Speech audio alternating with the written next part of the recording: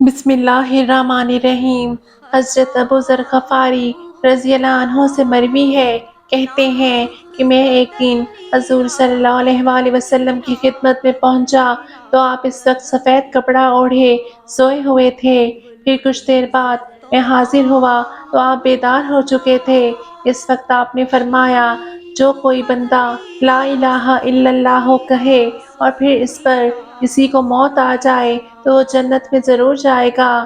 حضرت ابو ذر رضی اللہ عنہ کہتے ہیں، میں نے عرض کیا، اگرچہ اس نے زنا کیا ہو اور اگرچہ اس نے چوری کی ہو؟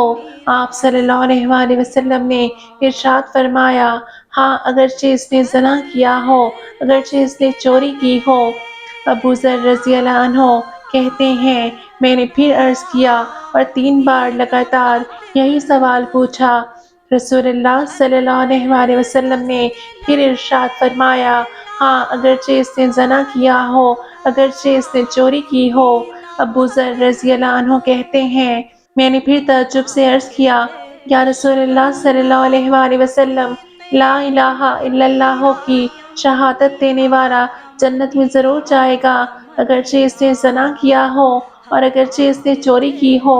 آپ صلی اللہ علیہ وآلہ وسلم نے پھر ارشاد فرمایا، ہاں ابو ذر، وہ جنت میں جائے گا، اگرچہ اس نے زنا کیا ہو، اگرچہ اس نے چوری کی ہو۔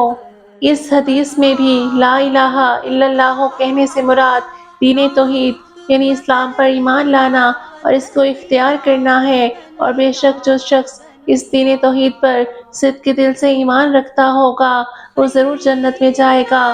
اب اگر بالفرض ایمان کے باوجود اس نے گناہ بھی کیے ہوں گے تو اگر کسی وجہ سے وہ معافی کا مستحق ہوگا تو اللہ تعالیٰ گناہوں کو معاف فرما کے بغیر کسی عذاب ہی کے اس کو جنت میں داخل کر دے گا، اور اگر وہ معافی کا مستحق نہ ہوگا تو گناہوں کی سزا پانے کے بعد وہ جنت میں جا سکے گا۔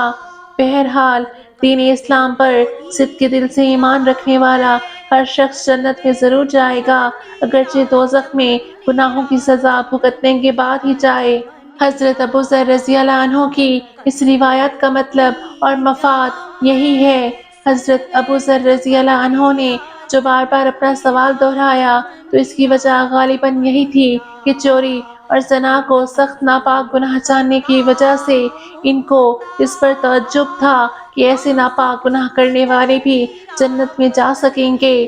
گویا اس وقت تک انہیں یہ مسئلہ معلوم نہ تھا۔ حضرت صلی اللہ علیہ وآلہ وسلم نے بخوبی طور پر حضرت ابو ذر رضی اللہ عنہ کو مسئلہ سمجھا دیا۔